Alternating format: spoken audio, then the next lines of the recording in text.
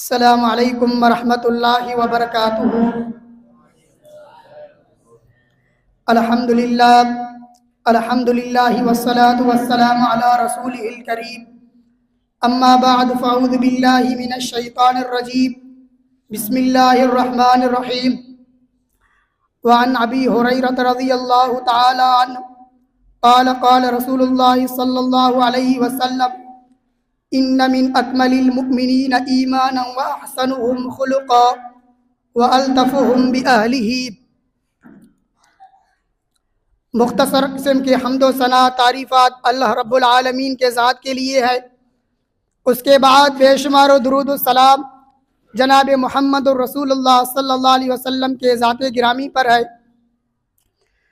میرے محترم بھائیوں اور دوستو، آج کل اس دنیا میں، اس دور میں لوگ اس شخص کو بہترین انسان کہتے ہیں جس کے پاس مال و دولت ہو، یا جس کے پاس خزانے ہو، یا جس کے پاس علم ہو، لوگ اس سے دنیا کا بہترین انسان کہتے ہیں۔ لیکن جامعہ ترمذی کی حدیث جو میں نے آپ بھائیوں کے سامنے پڑھی ہے، اس حدیث میں اللہ کے نبی صلی اللہ علیہ وسلم سب سے بہترین انسان اس سے کہتے ہیں جس کے اخلاق سب سے زیادہ اچھے ہو اور وہ اپنے اہل کے لیے بھی اچھا ہو۔ میرے محترم بھائیوں اور دوستو، یہ اخلاق ایک بہت بڑی چیز ہے۔ جس انسان کے اندر یہ اخلاق جیسی نعمت، یہ اخلاق جیسی خصلت جس انسان کے اندر پایا جائے گا، یقینی طور پر وہ انسان کامیابیوں کے درجے پر پہنچ جائے گا، اور وہ انسان جنت کا حقدار بھی بن سکتا ہے۔ کیوں؟ اللہ کے نبی علیہ الصلوۃ والسلام کا فرمان ہے کہ اکثر ما يدخل الجنت تقوی اللہ وحسن الخلق۔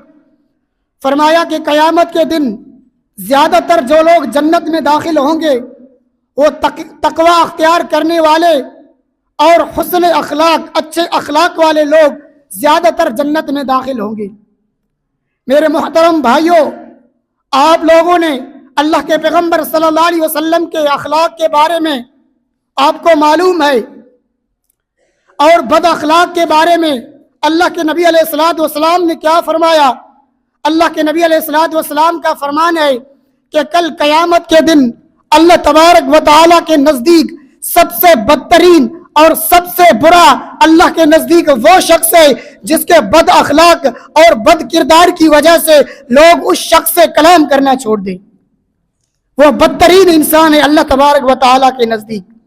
میرے محترم بھائیوں اور دوستو، یہ اخلاق جس انسان میں پایا جائے گا، اگر کسی انسان 5 وقت کا نمازی ہو، رمضان المبارک کے روزے رکھتا ہو، حج اور زکوٰۃ بھی دیتا ہو، لیکن اس شخص کے اندر اخلاق جیسی نعمت، اخلاق جیسی چیز اس شخص کے اندر اگر نہیں ہے تو یقینی طور پر اس شخص کے لیے جنت میں جانا بھی ناممکن ہے۔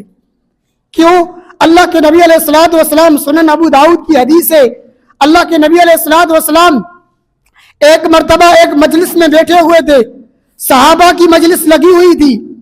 اس مجلس کے اندر ایک صحابی نے کہا: اے اللہ کے رسول صلی اللہ علیہ وسلم، ہمارے پڑوس میں، ہمارے علاقے میں ایک خاتون ہے، وہ خاتون 5 وقت کی نمازی ہے، 5 وقت کی نماز بھی پڑھتی ہے اور قیام اللیل بھی کرتی ہے، اس کے بعد رمضان المبارک کے روزے بھی رکھتی ہے اور زکوٰۃ خیر و خیرات بھی کرتی ہے۔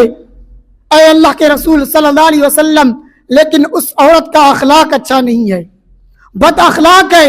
اس عورت کی مزاج، اس عورت کی بد زبانی اور بد کلامی کی وجہ سے اس سے پڑوسی بھی تنگ ہے، وہ پڑوسیوں کا بھی تکلیف دیتی ہے۔ اللہ کے نبی علیہ الصلوۃ والسلام نے واضح طور پر فرمایا کہ یہ عورت جہنمی ہے، یہ عورت جہنمی ہے۔ اب اس سے آپ غور کر سکتے ہیں کہ 5 وقت کی نماز بھی اس عورت کو نہیں بچا سکتی، اور رمضان المبارک کے روزے، زکوٰۃ، خیر و خیرات بھی اس عورت کو نہیں بچا سکتی. اس عورت کے اندر یہ سب خوبیاں ہیں لیکن اس عورت کے اندر ایک برائی ہے. وہ کیا ہے؟ اس عورت کے اندر اخلاق نہیں ہے. اخلاق نہیں ہونے کی وجہ سے وہ عورت جہنم میں جائے گی. اور اسی مجلس کے اندر ایک شخص نے کہا اے اللہ کے رسول صلی اللہ علیہ وسلم، ہمارے علاقے میں ایک خاتون ہے، وہ خاتون نمازیں بھی کم پڑھتی ہے، روزے بھی کم رکھتی ہے اور زکوٰۃ اور خیرات بھی کم کرتی ہے، لیکن اس عورت کا اخلاق بہت اچھا ہے. وہ اس کی زبان سے لوگ مطمئن ہے، وہ اچھے اخلاق والی ہے. اللہ کے نبی علیہ الصلوۃ والسلام نے فرمایا کہ یہ عورت جنتی ہے. آپ دیکھو، غور کرو، اگر کسی انسان کے اندر جتنا بھی علم آ جائے، جتنا وہ 5 وقت کا نمازی ہو، سب کچھ اس شخص کے اندر ہو، لیکن اگر اس شخص کے اندر اخلاق جیسی نعمت نہیں ہے، یقینی طور پر وہ انسان کبھی بھی کامیاب نہیں ہوگا. میرے محترم بھائیوں اور دوستو، ہم اپنے اندر اخلاق جیسی نعمت اپنائیں. اخلاق جیسی، جو بڑے ہیں بڑوں سے اچھے طریقے سے ملے، جو چھوٹے ہیں ان کے ساتھ حسن سلوک کرے، جو اپنے استاد ہیں، جو اپنے اساتذہ ہیں، ان کے ساتھ بھی حسن سلوک سے پیش آئیں. اللہ کے نبی، اگر یقینی طور پر ہم کسی کے ساتھ حسن سلوک سے پیش آئیں گے، اس کا بھی اللہ تبارک و تعالی ہمیں اجر اور ثواب دے گا. اللہ کے نبی علیہ الصلوۃ والسلام کی حدیث ہے، اللہ کے نبی علیہ الصلوۃ والسلام نے فرمایا کہ آپ تم میں سے کوئی شخص کسی بھی نیکی کو حقیر نہ جانے.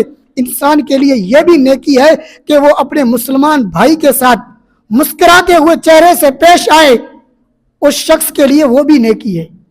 تو میرے محترم بھائیوں اور دوستو، ہمیں چاہیے کہ ہم بھی اپنے اندر اخلاق پیدا کریں، اخلاق کے ساتھ لوگوں کے ساتھ پیش آئیں، بڑوں کا احترام کریں، چھوٹوں سے محبت کریں.